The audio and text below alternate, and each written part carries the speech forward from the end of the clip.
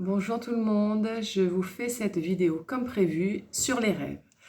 Alors je la fais aujourd'hui c'est mon birthday, donc c'est un jour de fête et quoi de mieux de mettre dans ce symbole, dans cette journée d'anniversaire de fête, le partage. Le partage d'informations, le partage d'expériences, le retour d'expérience et peut-être vous apporter des connaissances, des compréhensions sur le monde du rêve. Justement, avant de commencer cette vidéo, j'ai tiré une carte d'un oracle qu'un ami m'a prêté.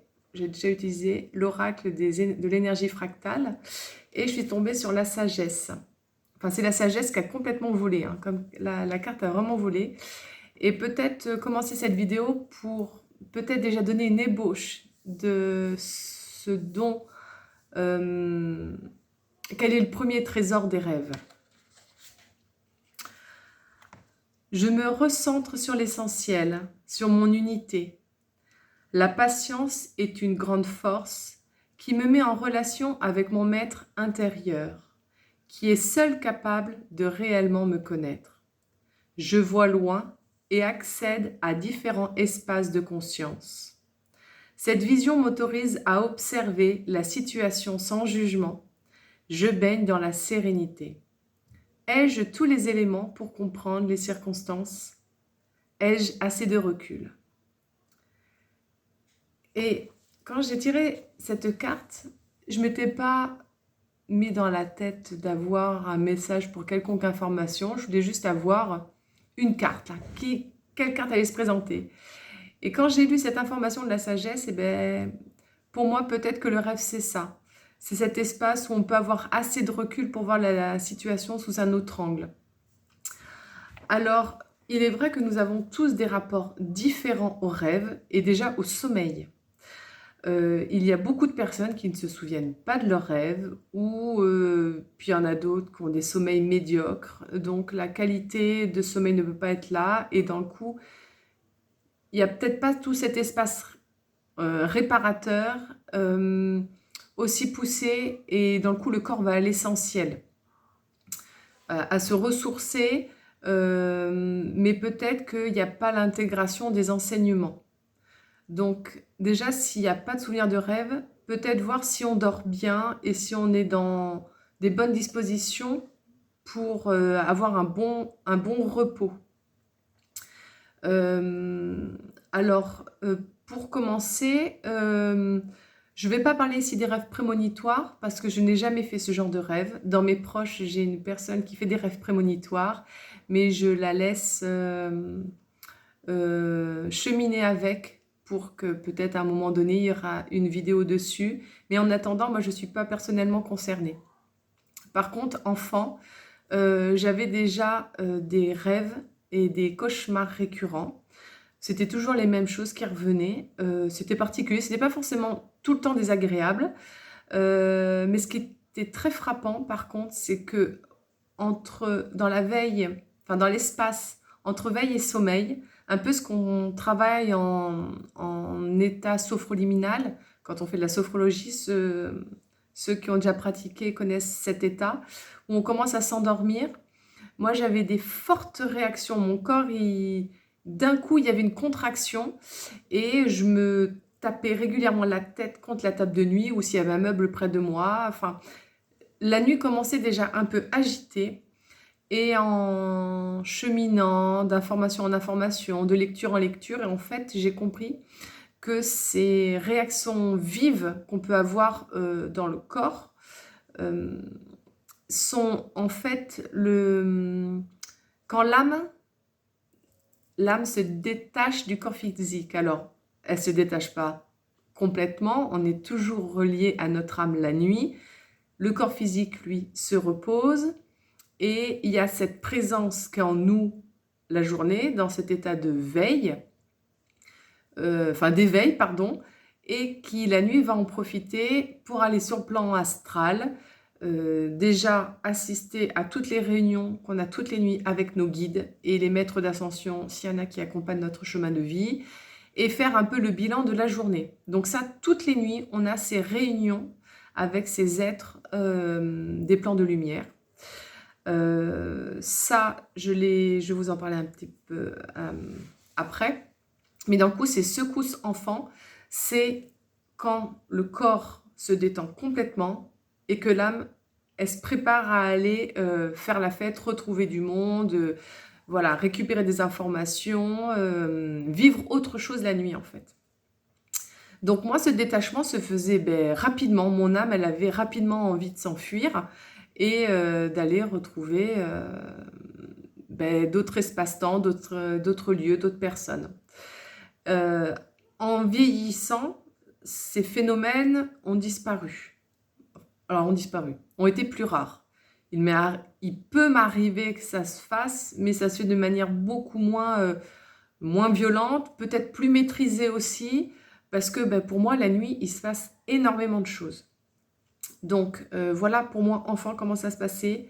Après, ado, l'adolescence a été une période très, très mouvementée en termes de cauchemars. Je faisais à peu près 5 cauchemars par nuit, en moyenne. Je me réveillais, je me rendormais, soit je repartais dans le cauchemar, soit je partais dans un autre, mais il y avait toujours ces nuits très compliquées et où il y avait vraiment des choses très très dures qui se passaient la nuit. Donc là, pareil, de rencontre en rencontre, de lecture en lecture, ce que j'ai pu comprendre, c'est que ces genres de rêves très prenants, où vous êtes vraiment dedans, on transpire, c'est pas des terreurs nocturnes. Moi, je réveillais personne quand je faisais mes cauchemars, je hurlais pas, mais voilà, c'était très traumatisant. Et ça, ces passages-là, c'est des choses qui remontent quand l'âme, elle a déjà connu une mort tragique. Voilà. Les âmes qui ont péri dans des tsunamis, dans des cataclysmes, des choses comme ça. Donc, je n'ai pas spécialement travaillé sur ça, parce que dans mes cauchemars, moi, je voyais pas ça, hein. Mais par contre, c'était très, très violent. Voilà. Et puis ensuite, ma vie d'adulte, les choses se sont apaisées et ont toujours été plus ou moins réactivées pendant mes grossesses. Voilà, dont la dernière a été assez sympa en termes d'activité nocturne.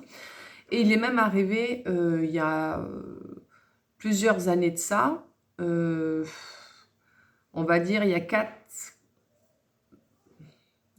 les 4 dernières années, où j'étais beaucoup plus fatiguée de mes nuits que de mes journées. Ma vie nocturne est tellement dense et intense que j'étais la journée fatiguée de mes nuits. Donc j'ai demandé à ce que ça se stoppe, que ça me laisse du temps pour récupérer, parce que c'est pas possible la journée de faire mon travail, d'être disponible à mon métier, à ma famille, et puis la nuit, bourlinguer, et puis faire tout ce que je vais vous raconter, parce qu'il s'en passe des choses. Donc voilà un petit peu, je vous ai planté le décor de comment ça s'est passé pour moi dès le début, dès mon enfance. Ensuite, qu'est-ce qui se passe comme rêve? Alors, il y a plusieurs sortes de rêves, plusieurs énergies. Donc, je vais commencer. Il y a alors, bien sûr, il y a les vies antérieures. Alors ça, les vies antérieures, alors quand je vous parlais tout à l'heure de cataclysme, de mort violente, la première fois que j'ai pu avoir des images très claires de ce que j'ai pu vivre dans un autre espace-temps, c'était avec la Septaria. J'étais au salon Asphodèle à Pau. C'est un rayon du bien-être pour ceux qui ne sont pas de la région, assez connu, où il y a énormément de population qui se déplace, beaucoup de stands, beaucoup de choses. Voilà, un salon assez important. Et j'assiste à une conférence sur la lithothérapie que j'affectionne particulièrement et je pratique donc avec les pierres. Et là, la personne fait une conférence très intéressante sur un point surtout, sur la septaria, une pierre que j'ai aussitôt adoptée, que j'ai achetée sur le salon. Cette pierre est surtout pour libérer, laver les mémoires cellulaires. Elle peut faire bien d'autres choses, on le sait. Par contre, enfin les livres de lithothérapie prêtent aux pierres beaucoup, beaucoup, beaucoup de propriétés dans le but de bien sûr de faire vendre, de mettre du business derrière ça. Ça programme aussi les pierres, ça peut les limiter. Donc, je ne vais pas aller dans toutes les propriétés ou ce que apporte la septaria, mais par contre sur les mémoires cellulaires, ça c'est clair. Je l'ai vécu dès la première nuit. Donc, ce lithothérapeute d'ailleurs qui habite en Dordogne, c'est Monsieur Coupry. Donc, je fais un petit coucou s'il voit ma vidéo. J'ai acheté cette pierre-là, Cristal de Vie, je crois, son magasin, il me semble, de souvenirs. Dès la première nuit, bien sûr, la pierre nettoyée, rechargée, il m'avait expliqué de le mettre sous mon oreiller ou entre l'oreiller, les oreillers de moi et de mon mari. Bon, la première nuit, moi, je dis, oh là là, moi, je veux voir, je veux savoir, je veux comprendre, donnez-moi des infos. Et bien, ça n'a pas manqué. Donc, ce qui s'est passé, dès la première nuit, j'ai vu une tour se monter et une vague et pouf, et plus rien. L'écran noir. Donc, ça a été très très fort. J'ai pu comprendre que c'était l'Atlantide dont il était question. Et plus tard, alors, mon mari, lui, il a fait des rêves aussi avec la septaria, de vie antérieure. Ça a été très fort aussi pour lui. Mais bon, ça lui appartient. Je vais pas révéler ce que lui, il a pu percevoir dans cette vie-là. Mais en tout cas, la septaria était une pierre très puissante et très importante, si vous voulez savoir ce qui se cache dans votre âme, dans les petites mémoires. Et je suis confiante que vous sera révélé uniquement ce dont vous avez besoin de savoir. Moi, j'avais des questionnements. Si j'ai fait tous ces cauchemars-là, toutes ces nuits-là, il y a bien quelque chose en moi qui était traumatisé et qui voulait s'exprimer. Par rapport à l'Atlantide, j'ai rêvé une autre fois de ça, mais je n'avais pas de la septaria. Je pense que la septaria, elle peut ouvrir des portes à ceux qui veulent franchir ce cap-là, d'avoir des enseignements et des réponses la nuit. Et l'autre rêve, dans le coup, je me retrouve dans un grand hangar avec des fenêtres, surtout en hauteur. Et je vois tout autour, c'est de l'eau. Et c'est un peu comme quand vous allez visiter un aquarium, en fait. Un bâtiment, et tout autour, vous êtes immergé d'eau. Il y a des grosses turbines, des grosses bonbonnes, voilà, il y avait tout un équipement, comme dans une usine qu'on peut retrouver aujourd'hui. Et je comprends qu'avec la puissance, la force de l'eau, on produit une électricité, enfin de l'électricité. Les turbines, c'est vraiment très très gros, hein. On est petit à côté. Et les bonbonnes, ça fait un peu comme les grosses bouteilles, les grosses citernes de gaz qu'on peut avoir encore quelquefois dans les jardins, les grosses buttes à gaz. Ça fait ça, mais en beaucoup plus gros quand même, hein. Et là, moi, je vois à un moment donné sur un écran qu'il y a un problème dans un réacteur, dans je sais pas quoi. Il me manque les mots, je n'ai pas les termes techniques qu'il y avait à ce moment-là dans cet espace-temps. En tout cas, il y a quelque chose qui ne va pas. Et là, il y a comme une explosion, je pense, comme un boum. Je ne l'ai pas écrit ce rêve, hein, c'est vraiment que de mémoire que je vous le restitue. Et d'un coup, la pièce où les bâtiments où je suis est immergé d'eau. Donc là, pareil, trou noir. Un peu la même chose que la tour qui se monte et puis qui se prend la grosse vague, hein. Donc, voilà pour ça, j'ai bien compris, c'était des vies antérieures. L'énergie du rêve, je comprends qu'il n'y a plus rien qu'en jeu. Ça peut m'apporter des réponses. Je peux comprendre ma sensibilité avec les cristaux, parce que les personnes qui viennent des Atlantes ont une très grande affinité avec la lithothérapie. Donc voilà, j'ai eu des réponses. Mais je sais que là, dans cette vie-là, tout va bien, je ne vais pas revivre la même chose. Je sais que j'y étais, mais pour autant, je suis détachée de l'événement. Ensuite, il y a les rêves que peut-être beaucoup d'entre vous font, les rêves purges. Purge parce que là, c'est des rêves où on n'y comprend rien. il n'y a rien qui a de sens, ni les personnes, ni les lieux, ni les événements. Tout est bizarre, on n'arrive pas à regrouper les informations. Et pour moi, ça, c'est une vidange de notre mental. Notre inconscient essaye de nous dire des choses, le mental ne le comprend pas. Allez, ça fait un micmac, ça fait une pièce de théâtre de mauvais goût.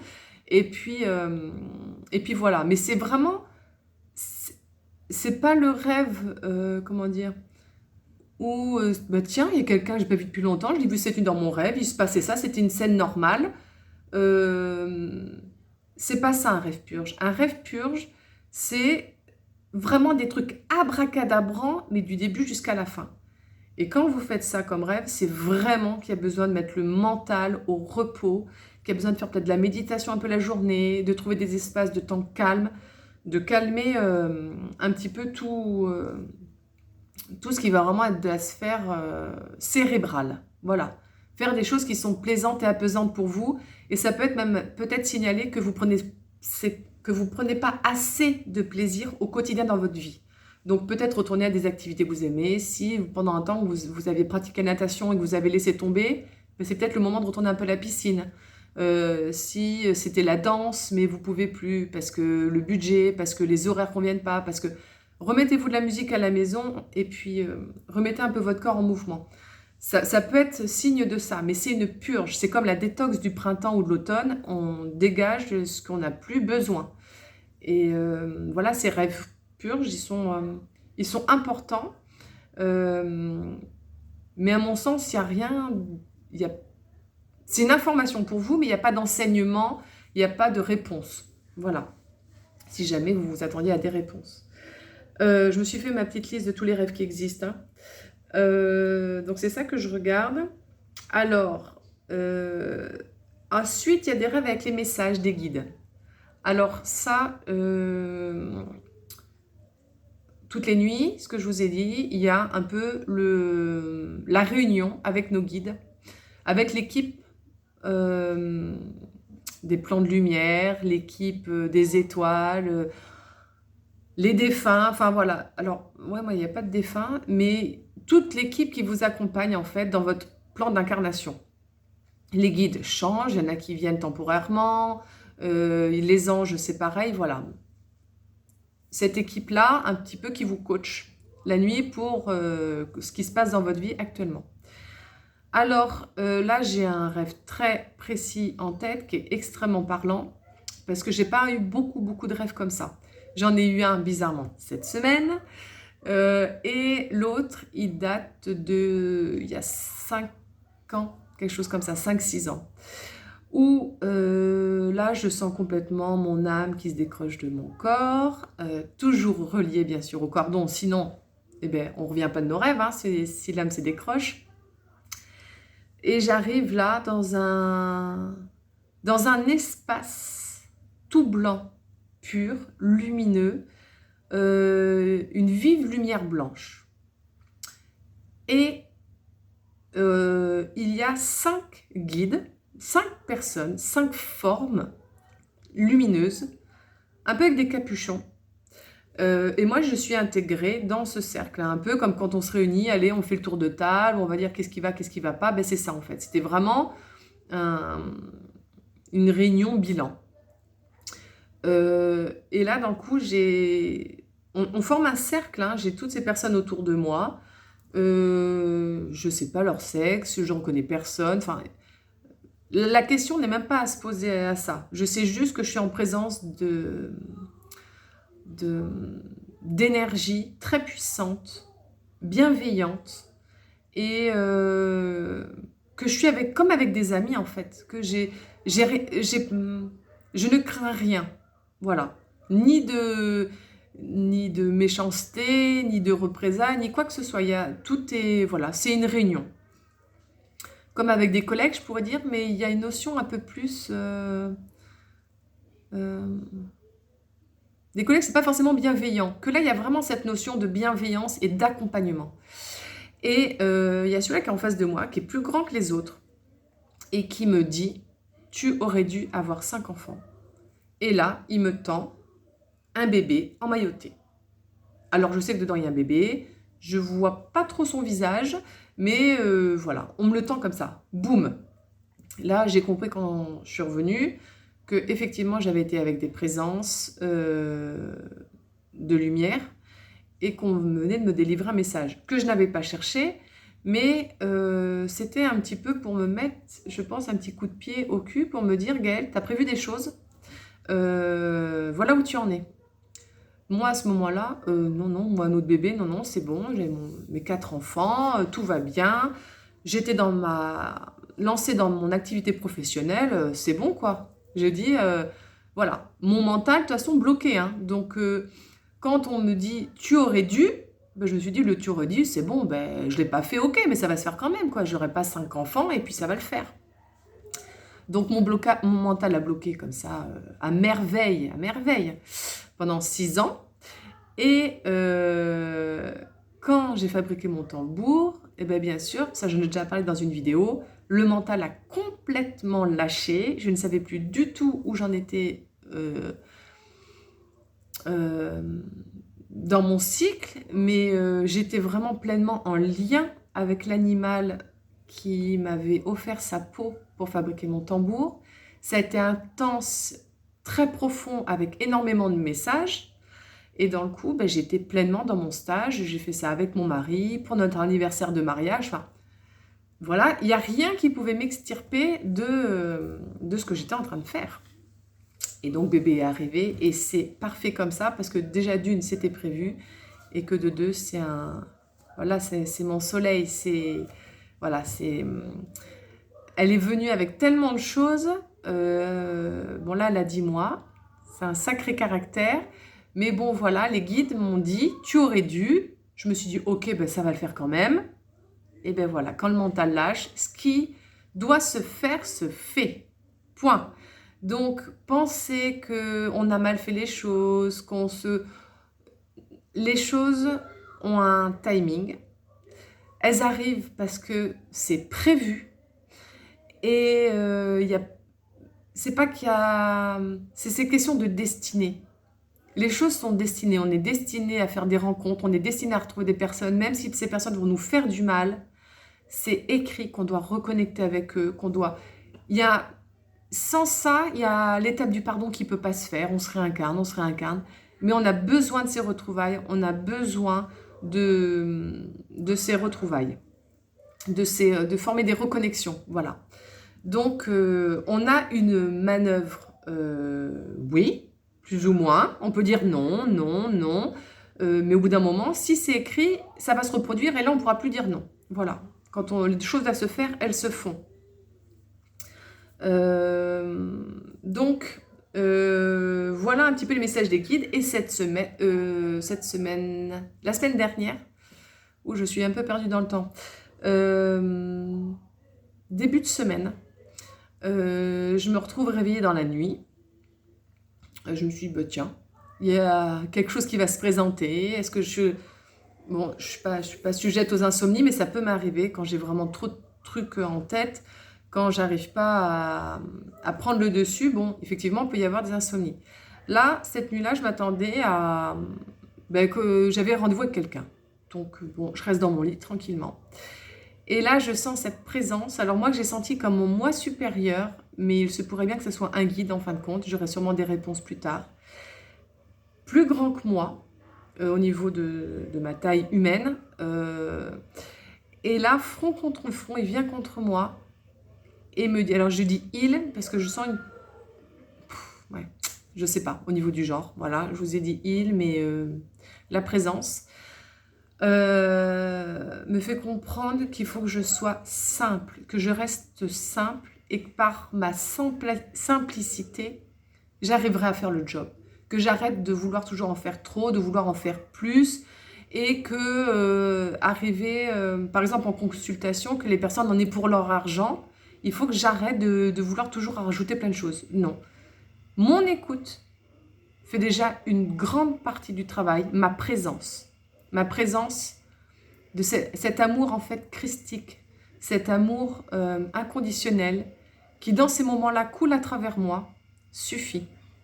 Et j'ai eu l'expérience avec une amie Je lui ai écrit un grand baratin sur Instagram pour l'aider dans un passage difficile. Pouf, mon message, aucune trace.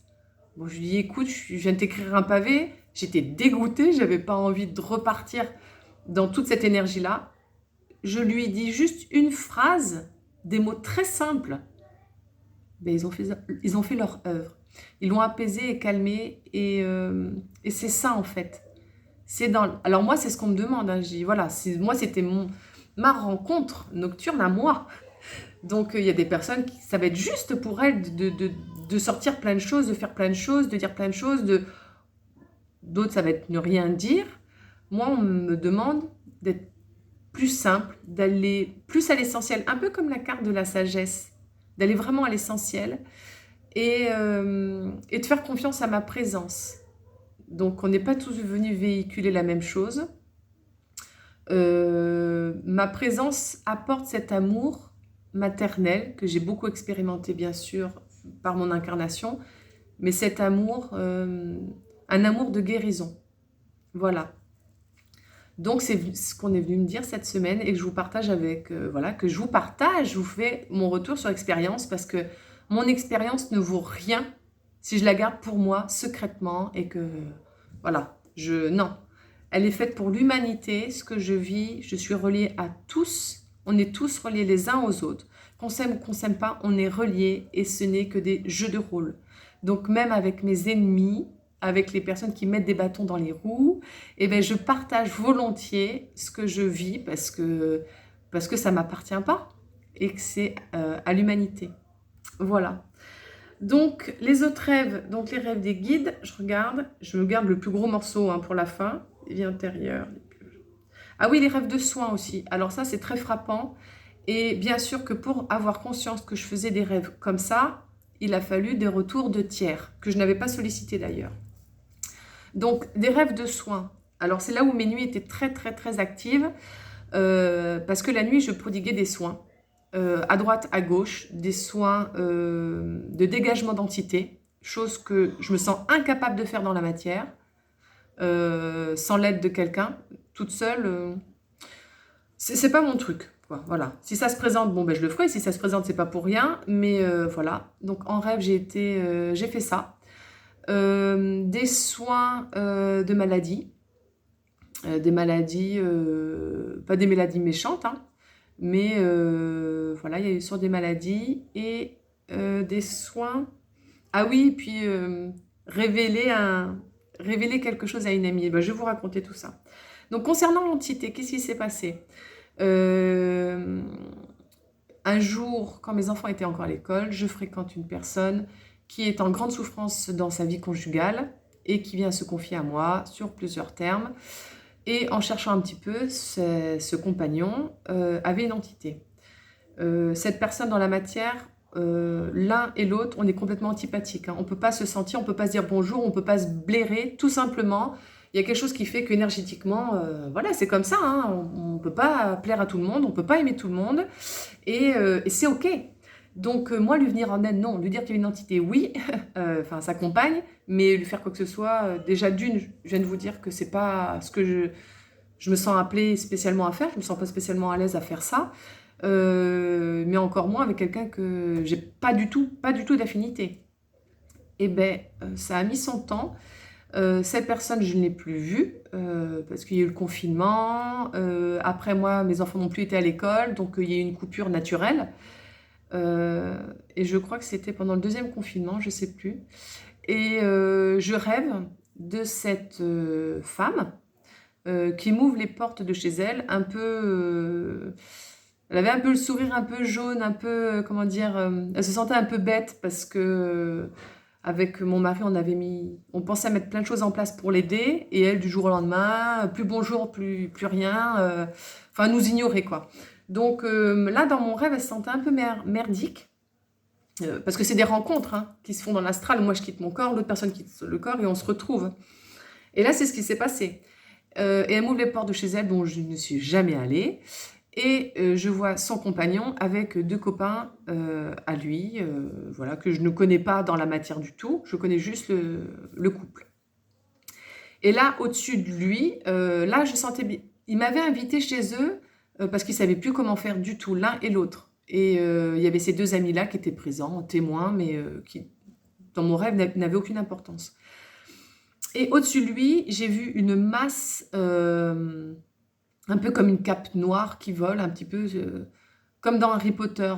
C'est pas les mange-morts, je sais plus comment ils s'appellent, ceux-là, euh,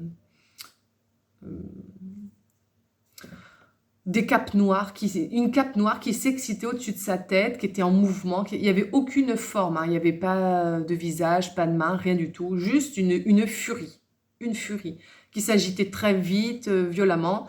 Et moi, j'ai compris que je venais dans ce rêve-là enfin non, chez eux, dans mon rêve, pour le dégager. Et ben là, je sais pas, j'ai dégainé une épée, mais immense. Je sais plus ce que j'ai dit. J'ai coupé, j'ai fait tout ce que j'avais à faire. Et puis, ben merci. Et puis, je suis partie. Et puis, je me suis réveillée. Enfin, j'ai continué ma nuit, moi, tout simplement. Le lendemain matin, j'en parle à mon mari. Je fais, tu sais, donc lui, il voit très bien de qui je parle, parce que c'est des personnes qu'on était amenés à rencontrer, forcément. Et il me dit, ouais, c'est bizarre. Et puis voilà, on en rigole, et puis basta, on passe à autre chose. Une semaine après ce rêve, alors, cet homme, en plus, était fâché avec toute sa famille à lui, et sa famille à lui vit à côté de chez moi. Donc, je pouvais être amenée à le rencontrer. Ce qui n'a pas manqué, une semaine après ce rêve de dégagement, je l'ai vu passer faire du vélo devant chez moi avec son papa, alors qu'il y avait des tensions et des violentes altercations depuis de nombreuses années. J'étais en train de tondre devant chez moi. Mon mari était en train de passer à des broussailleuses, donc on était l'un à côté de l'autre. Il passe à côté de nous et salut! Et son père qui était derrière. Putain, mon mari et moi, on coupe nos engins et là, on éclate de rire, quoi. Parce que là, il savait que c'était nous, il n'a pas pu nous confondre avec quelqu'un d'autre. Hein. Je vous dis, on ne peut pas se blairer, on sait où on habite l'un et l'autre, quoi. Et là, il n'y avait plus d'animosité du tout. Enfin, du moins, de sa part, parce que pour moi, c'est resté le même gars. Moi, je ne suis pas au courant de comment il a évolué. J'avais juste mon rêve. Et dans le coup, ben, pour lui, ben, dans la matière, il n'y avait plus de soucis avec moi du tout. Peut-être que lui a fait ce rêve-là aussi, hein, je ne sais pas. Je ne vais pas aller lui demander. Mais en tout cas, d'une, il était rabiboché avec son père. L'entité qu'il avait empêché, hein. Tout ça, l'isolement, cette entité a apporté l'isolement, l'addiction au jeu, de la violence intraconjugale et tout un tour. Donc là, il y a mon mari qui était témoin, le rêve lui avait été raconté dès que je l'ai fait, une semaine après, boum, là, cette soudaine salutation de ce monsieur. Voilà, donc c'était très surprenant. Une autre fois, pareil, rêve de soins, je rêve d'une amie où il se passe des choses, où je la vois qu'elle est bloquée du dos. C'est très compliqué pour elle. Je rêve que moi, je veux lui proposer de la réflexologie plantaire pour la libérer, l'aider au niveau des vertèbres. Et je peux pas parce que elle est enceinte. Et donc voilà, le rêve se passe et tout. Elle me confie plein de choses que je vais pas confier ici. Et le lendemain matin, au petit déjeuner, je me souviens, c'était un dimanche matin, toute la famille était installée. J'ai mon mari, je fais écoute, je vais quand même prendre des nouvelles, savoir comment elle va, parce que c'est pas une amie que je vois très souvent. Donc je veux savoir quand même ce qui se passe. Si j'ai fait un rêve, c'est pas pour rien. Je prends des nouvelles, et là, elle me révèle que ça fait 3 semaines qu'elle est complètement bloquée du dos, que son mari est obligé de la porter pour qu'elle aille aux toilettes, qu'elle est sous anti-inflammatoire, que ça commence tout juste à aller mieux. Et elle me dit, écoute, pour la grossesse, je te dirai ça dans 10 jours. Bon, et 10 jours... 10 jours pile, non, mais 15 jours après, bon, écoute, je suis enceinte. Donc voilà, comme quoi, il y a eu des rêves qui sont manifestés, et dans la matière, j'ai pu le vérifier, enfin, je puis le vérifier. Juste pris soin de savoir comment allaient mes amis, en fait. Et voilà. Et une autre amie, pareil, je rêve d'elle, je rêve que je lui fais des soins. Et je l'appelle au petit matin, je lui dis, mais comment ça va, toi c'est pareil, on ne se voit pas souvent, enfin voilà, on est assez chacun dans nos vies. Et elle me dit, écoute, c'est dingue que tu me racontes ce rêve-là, Parce que hier soir, je me suis couchée, j'étais mal en point, ça enfin voilà, elle s'apprêtait à passer un week-end fiévreux, grippal, tout mélangé, ça allait vraiment pas bien du tout. Et le lendemain matin, elle s'est réveillée comme si de rien n'était. Alors elle me dit, écoute là, moi je suis sûre que tu es intervenue, parce qu'au vu de l'état dans lequel j'étais au moment où je me suis couchée, de ce que tu m'as raconté, de ce que tu es arrivé cette nuit, là c'est clair qu'il y a eu une intervention. Donc voilà, il y a eu plusieurs choses comme ça, plusieurs nuits. Alors quand c'est des inconnus, eh ben, je le vérifie pas parce que je ne sais pas à qui j'ai eu affaire. Mais quand c'est des amis, quand c'est des proches, ouais, ben, j'ai pu prendre simplement des petites nouvelles. Et d'un coup, ben oui, voilà, il s'est passé des choses. Donc, vous voyez, la nuit, très très dynamique, même plus que le jour dans le coup. Donc les rêves prémonitoires, je n'en parle pas parce que, ben, à ma connaissance, je n'en ai jamais fait. Pas se souvenir des rêves, et ben ça, il n'y a rien de dramatique, à part, voilà, si c'est une période. Mais c'est vrai que pour moi, les rêves, alors je pense qu'on n'a peut-être pas toutes les mêmes facilités à contacter les rêves. Peut-être qu'il y en a, le travail que moi je fais avec les rêves, ils vont le faire d'une autre manière.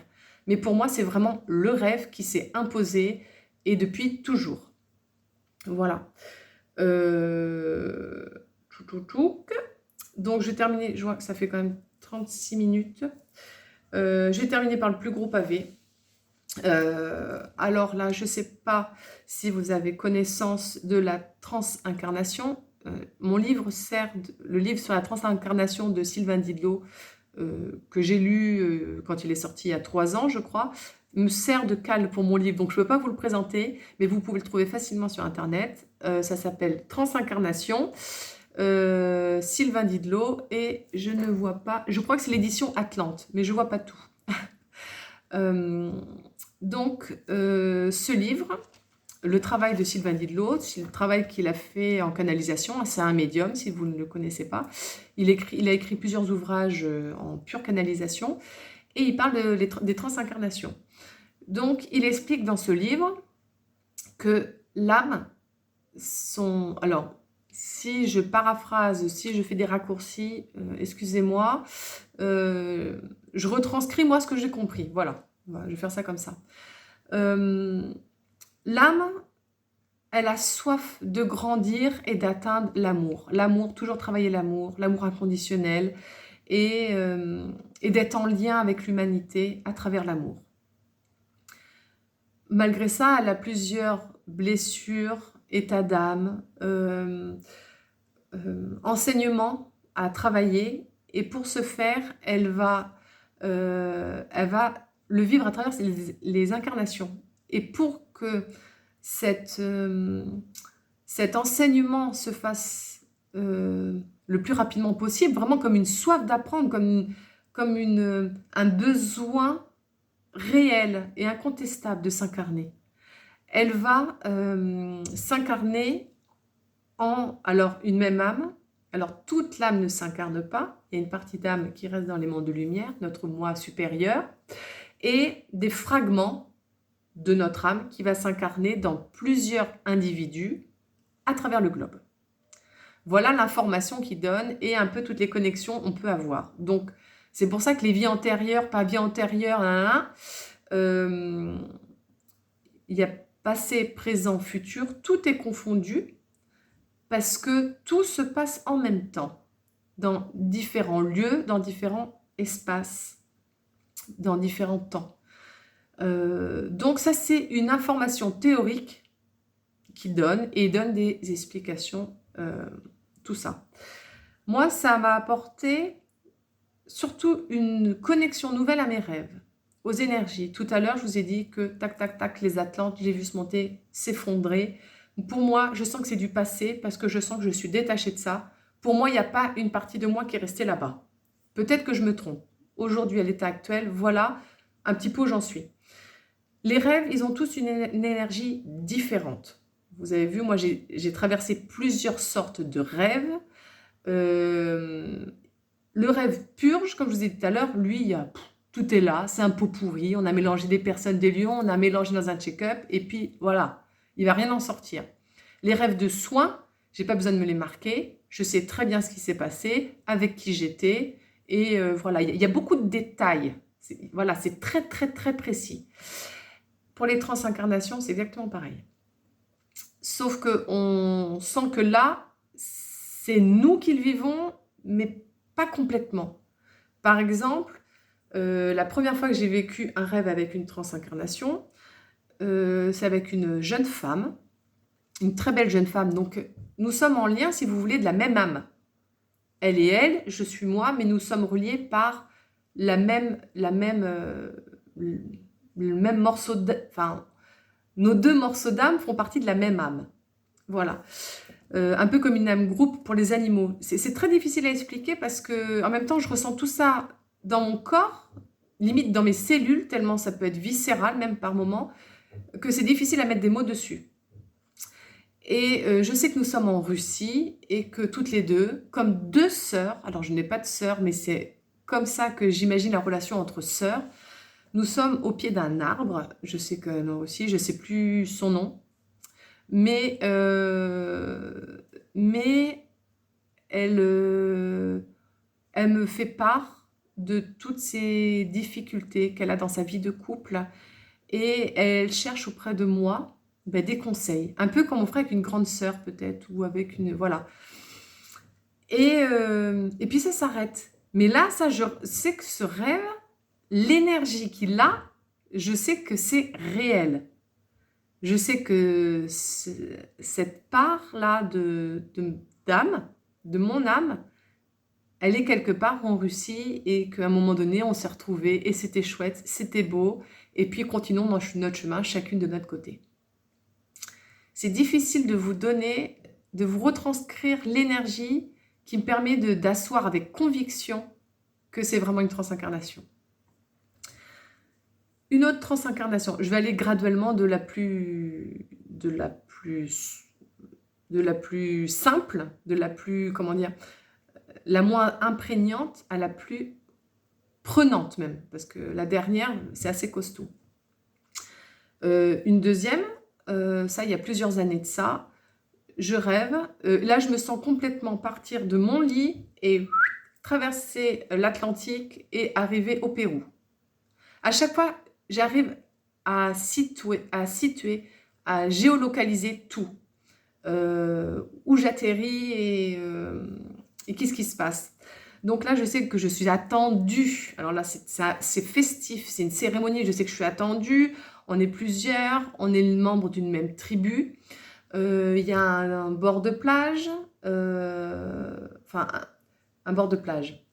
Du moins, ça fait comme un couloir. Il y a le sable, hein, on est en extérieur. Il y a un peu de végétation tout autour. Au milieu, des feuilles de coca sont macérées. Donc à ce moment-là, moi j'ai toute la recette. Je sais tous comment est préparée cette potion, là, un peu comme Obélix et Astérix, là, la potion qui est là. Je sais ce qu'il y a dedans et qu'on doit tous en prendre. Donc on est quelque part un peu à la queue leu-leu. Je sais qu'il y en a déjà d'autres qui sont partis sur la plage. Je suis partie des dernières arrivées en fait. Voilà. Donc moi je suis devant cette macération de feuilles de coca. C'est en train de chauffer. Voilà. Je bois cette substance-là. Et je continue mon chemin sur la plage. Je vous fais des signes parce que c'est très très clair. Je sais le petit sentier qu'il faut prendre, là où est posée la marmite, et là où je dois rejoindre les autres personnes de ma tribu. Et là, dans le coup, j'arrive, donc je quitte la végétation, j'arrive dans cette plage qui est là, il n'y a plus de végétation, uniquement le sable, et en face, la mer, rien d'autre.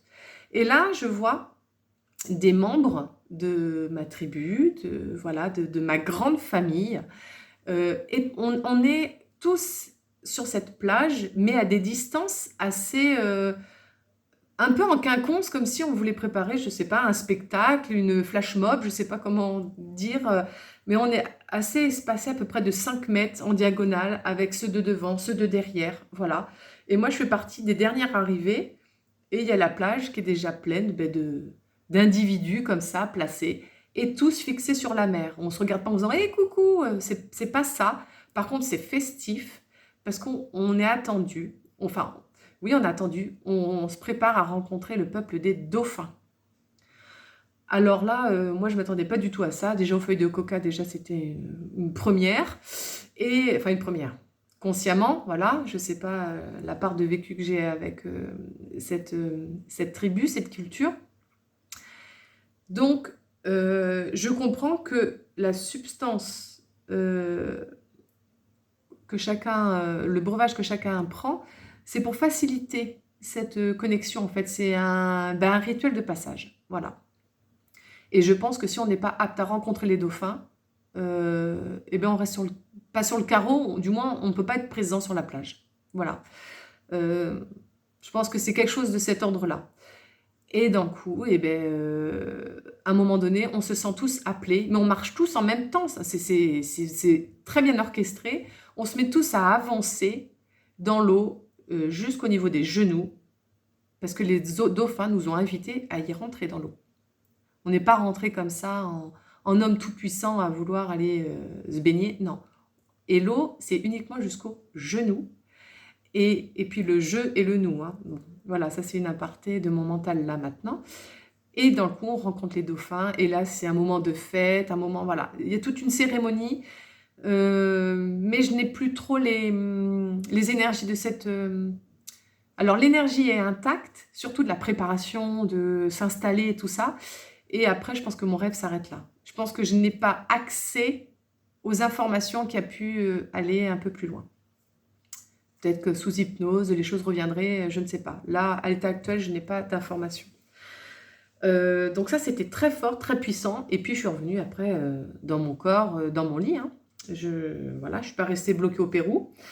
Et la dernière rencontre de transincarnation, donc là, qui a été pendant ma grossesse, qui a été extrêmement prenante. Je me suis réveillée en pleurs. Je raconte à mon mari, il était encore avec moi dans le lit, je raconte, je me remets à pleurer. Je prends du rescue. Le lendemain matin, je ne suis toujours pas revenue, quoi. Je suis tellement empêtrée dans ce que j'ai souffert la nuit que j'arrive pas à reprendre le cours de ma vie. Donc je m'en souviens, hein, je vais vous le lire. Je ne l'ai pas relu depuis que je l'ai écrit. Je m'en souviens de l'avoir écrit sur ma terrasse. Il faisait très beau, chaud à ce moment-là. Et moi, je sentais du froid à l'intérieur et je continuais à pleurer. Donc j'ai pris du rescue sur 2-3 jours pour me remettre de ça. Mais c'était tellement déchirant pour moi. Là, je ne sais pas avec quelle énergie je vais vous le lire. Est-ce que tous les messages ont été compris quand j'ai fait ce rêve? Est-ce que j'ai guéri? Est-ce que j'ai écouté les conseils qu'on m'a donnés à ce moment du rêve? Je ne sais pas. Tout ce que je sais, c'est que je l'ai écrit ça dès le lendemain matin. Parce que je ne pouvais pas retrouver ma vie, je pense, sans déposer sur le papier toute la difficulté que j'avais vécue la nuit. Donc ça, c'est une transincarnation qui m'a servi, quand j'ai fait ce rêve-là, avec toutes les informations qu'il y a dedans, j'ai pris contact avec une amie qui fait les soins égypto-esséniens, qui m'a formée aux soins égypto-esséniens d'ailleurs. Et mon rêve nous a servi de base pour faire 2 séances de soins. Elle m'a dit, c'est un cadeau que tu as eu qu'on te révèle ces choses-là. Ça a été tellement prenant, ça a été très très fort. Donc je vais vous le lire. Je suis désolée, la vidéo va être longue parce que c'est un champ très très vaste de travail pour moi. Vous voyez, je prends mon temps de tout vous restituer en ce jour de fête pour moi parce que je pense que c'est réellement un cadeau d'avoir pour moi cet outil. Voilà. Et surtout, je vous invite, vous, si vous faites des rêves, des choses comme ça, à peut-être en parler, à échanger et à voir comment vous les vivez, vos rêves. Et surtout, si vous ne rêvez pas, c'est pas une fatalité, c'est juste que votre inconscient vous protège, vous protège, vous protège parce que Il a peur peut-être de vous le révéler des choses et que vous preniez conscience de certaines choses. Et voilà. C'est toujours dans un état de... dans l'idée de protéger. Voilà. Alors, c'est pas que le mien ne me protège pas, c'est juste que j'ai sûrement été en demande, j'ai sûrement, au moment de mon plan d'incarnation, j'ai souhaité vivre ça, mes expériences, mes mémoires, les soins à travers mes rêves, et que je suis en demande, et que je suis venue avec beaucoup, beaucoup de karmique à libérer le karma transgénérationnel. Le karma bien sûr de mes vies antérieures, mais je suis venue libérer la lignée. Donc c'est pas du tout dans quelque chose d'égotique que je vous dis ça, ouh j'ai sauvé ma famille, c'est pas du tout ça. C'est l'âme qui se charge, qui prend en charge ça. C'est pas facile, mais je pense qu'il n'y a aucune vie qui n'est facile, de plan d'incarnation facile. Mais c'est sûr que j'ai plaisir à échanger, à me retrouver avec des gens qui ont fait les mêmes choix que moi, parce qu'on se sent seul. On est le vilain canard de la famille et on est là pour déterrer les secrets de famille. Donc, et puis on n'est pas compris quoi, parce qu'on ne suit pas la tradition de la famille. Mais on ne fait pas ça dans notre famille. Voilà. Donc, c'est une vaste incarnation. Donc, voilà, je commence ma petite lecture. Voilà, je sais pas. Bon, une page recto-verso et la moitié d'une autre page. Donc, rêve dans la nuit du 15 au 16 juillet 2023. Donc, là, je vais pas lire au jeu parce que Kate, c'est Kate dont je vais parler là, qui est en Alaska. Kate ou moi, c'est la même chose en fait. Dans mon énergie, dans la connexion du rêve, c'est je, c'est pas je, nous. Là, pour le coup, c'est elle et moi. Ses cellules sont mes cellules. Ses mémoires, ses souvenirs sont mes souvenirs. J'ai toute sa vie, tous ces détails. Je sais pas ce que j'ai écrit, mais moi, je me souviens très bien de son métier. J'ai en tête où elle travaille, les différents lieux où elle va se rendre. Enfin, c'est d'une limpidité.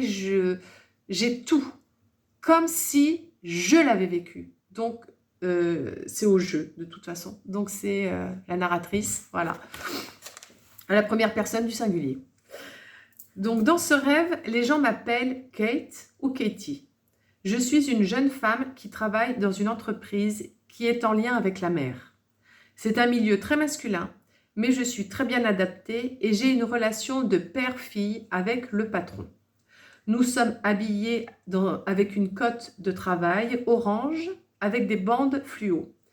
J'adore mon métier. Mes collègues sont la famille que je n'ai pas eue. Ça réactive des choses là, ça me... Bon, si je finis en pleurs, excusez-moi, vous avez vu comment ça pouvait me travailler, je vous l'ai expliqué. Donc dans l'entreprise, je rencontre un jeune garçon de 5-6 ans qui est le fils d'un collègue qui est arrivé récemment dans l'entreprise. Avec ce garçon, j'ai beaucoup d'attachement très vite. C'est un bonheur de le voir, on parle beaucoup. Ce petit a perdu sa maman très jeune et pour lui, j'avais un amour qui dépassait ma raison. Et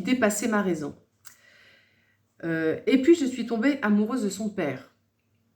Cet homme, veuf, toujours pas remis du décès de sa femme. Elle est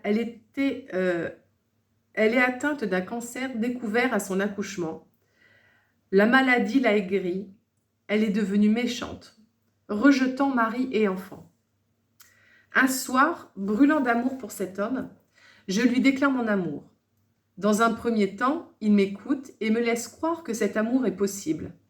Et dans un espace plein de tendresse, il me rejette et ne croit pas en la véracité de mes sentiments. La scène est d'une grande violence pour moi. Il m'abandonne comme ça. Je suis par terre devant l'entreprise. C'est mes collègues qui me retrouvent le lendemain matin. Je suis terriblement mal. Dans cette nuit froide et cruelle, une voix souffle à ma gauche. Il faut que tu guérisses la blessure de rejet et d'abandon avant l'arrivée du 5e enfant. Ça, c'est ce que j'entends, du mon côté gauche. Il faut que tu guérisses la blessure de rejet et d'abandon avant l'arrivée du 5e enfant. Dans mon rêve, je ne comprends pas cette phrase. Je cherche, mais je ne la comprends pas. Donc là, à ce moment-là, dans mon rêve, je vois que j'essaie de comprendre ce qui m'est donné comme information. Dans le bureau de mon patron, je lui dis que j'ai besoin de partir. Il me dit de prendre tout le temps dont j'ai besoin. Je passe tout mon temps seul, isolé, les yeux baignés de larmes. Je me coupe de tout ce que j'aime, mes collègues, mon travail, mon patron, de lui, de son fils, de lui, de cet homme pour lequel j'étais tombée amoureuse. Dans cette phase où je me détruis, je retourne voir le soir mon patron dans son bureau quand tout le monde a quitté le travail. Je lui dis que j'ai besoin de travailler pour me sauver, mais je ne peux revenir ici. Il me trouve une place dans l'entreprise de son cousin, à Fleur de Montagne, dans une grande scierie. Et petit à petit, je retrouve le goût de vivre. J'aime ce que je fais, mes collègues sont sympas. Je continue de venir voir clandestinement mon patron à l'entreprise maritime. Mais un soir, c'est pas lui, mais cet homme qui a brisé mon cœur, qui se trouve dans le coin en face de moi. Je suis muette, sidérée de me retrouver face à lui. Il me présente ses excuses et m'explique qu'il a eu peur. Peur qu'il soit une nouvelle fois abandonné, comme après le décès de sa femme. Que le bonheur n'est pas pour lui. Qu'il ne comprend pas qu'une femme comme moi, avec tous les hommes qui me courtisent, se soit arrêté sur lui. Il pensait que ce n'était pas de l'amour, mais un amusement pour moi. Que tout ce temps où j'ai été en perdition, il a saisi la puissance de mon cœur pour lui. Ça peut manquer de... Je l'ai écrit vraiment, j'étais dans un état... Donc, bon, j'espère que vous comprenez. Nous nous sommes enfin retrouvés et j'ai aménagé chez lui. Son fils, qui avait perdu une seconde fois le bonheur après mon départ, retrouva la joie, l'amour que je lui avais toujours porté. Là, ça remonte. Ce garçon rejeté de sa mère était en carence affective depuis toujours et il commençait à guérir depuis que nous nous sommes rencontrés. Mon rêve se termine par son départ en voyage scolaire. Nous sommes avec plusieurs parents devant un grand bus rouge de voyage avec une inscription blanche. La plupart des enfants sont installés, le conducteur est prêt derrière son volant, la maîtresse installée sur les marches pour faire l'appel. Moi, je suis pleine d'inquiétude. J'exige que le conducteur de bus fasse un éthylotest, qu'on m'appelle dès qu'ils arrivent et que le garçon m'appelle le soir même et tous les soirs durant son voyage. Et là, ça remonte. Waouh! Puis il vient me voir en sortant de son siège et me dit « T'inquiète pas, tout ira bien, maman. » De grosses larmes ont coulé de mes joues. À mon réveil, j'ai pleuré à chaudes larmes. Encore, hein. Et j'ai compris pourquoi je dois guérir cette blessure de rejet avant l'arrivée de mon enfant à naître. Ouf. Alors,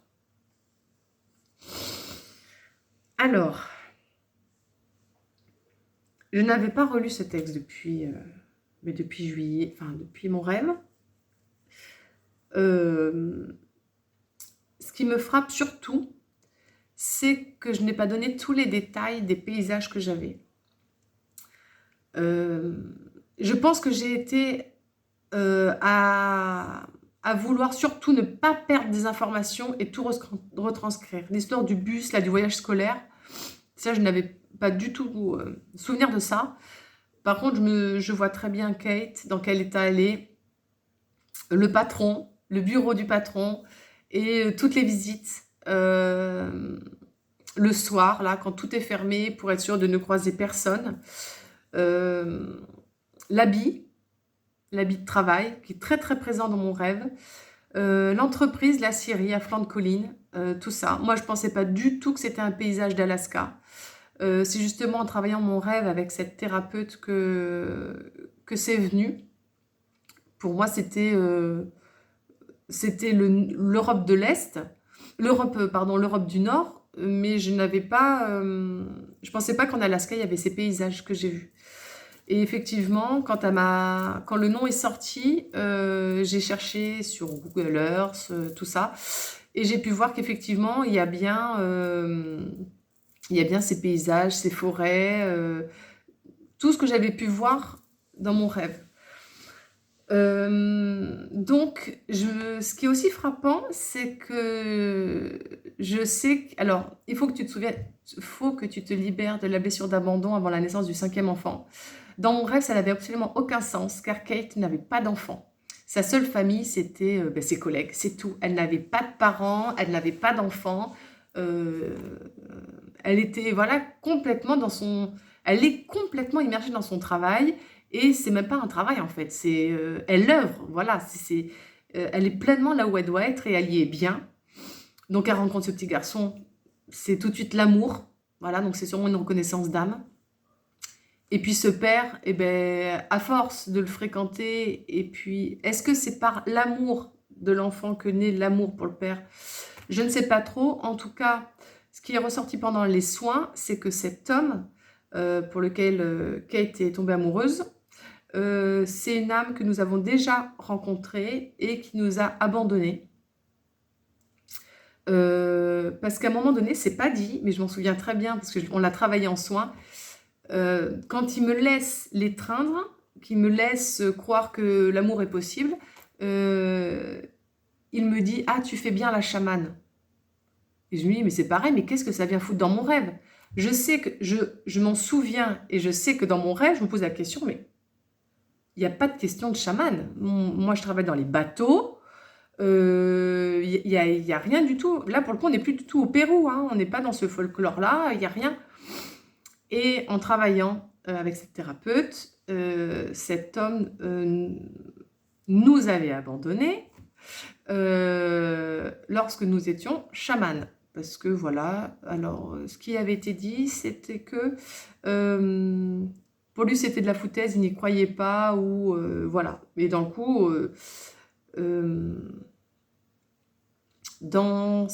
coup, dans cette vie antérieure-là, cet homme, quand il nous a abandonnés, je sais qu'on est morte de chagrin. Ce qui a failli arriver à Kate, là.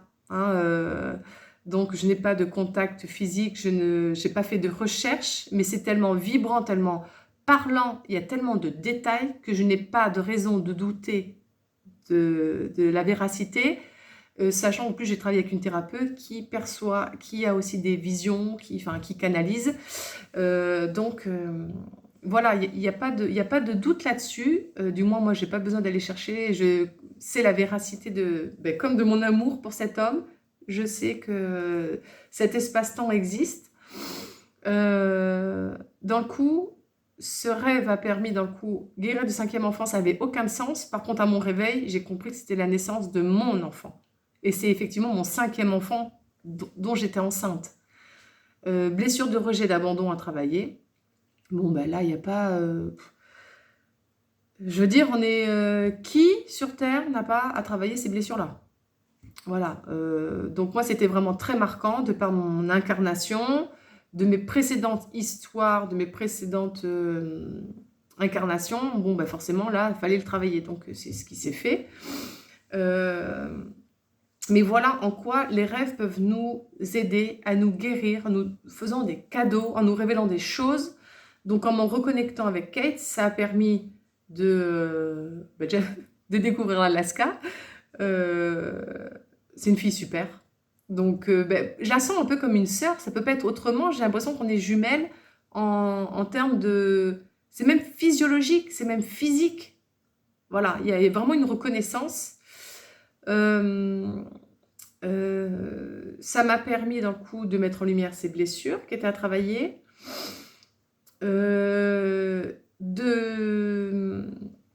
couper les liens aussi avec cet homme qui avait été toxique, qui nous avait abandonnés. Je crois que la chamane, je crois qu'elle s'est poignardée. Hein, Elle est morte de chagrin, mais je pense qu'elle s'est un petit peu aidée, hein. Je pense que j'ai ce ressenti-là. Et Kate était prête à se laisser mourir également. Moi, je la revois, elle est devant le hangar. Lui, il lui dit ça. Elle s'effondre. Enfin, il se barre. Il la laisse comme ça. Elle, avec ses émotions qu'elle lui offre. Et d'un coup, pouf, elle se reprend tout en pleine poire avec une violence mais incroyable. Et elle tombe et elle est prête à se laisser mourir sur le bitume. Et c'est vraiment ses collègues au petit matin qui la relèvent. Et je ressens tout ça, mais vraiment physiquement.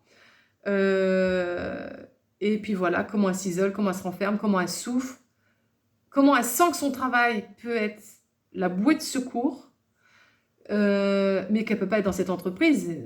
Il est inconcevable de le recroiser.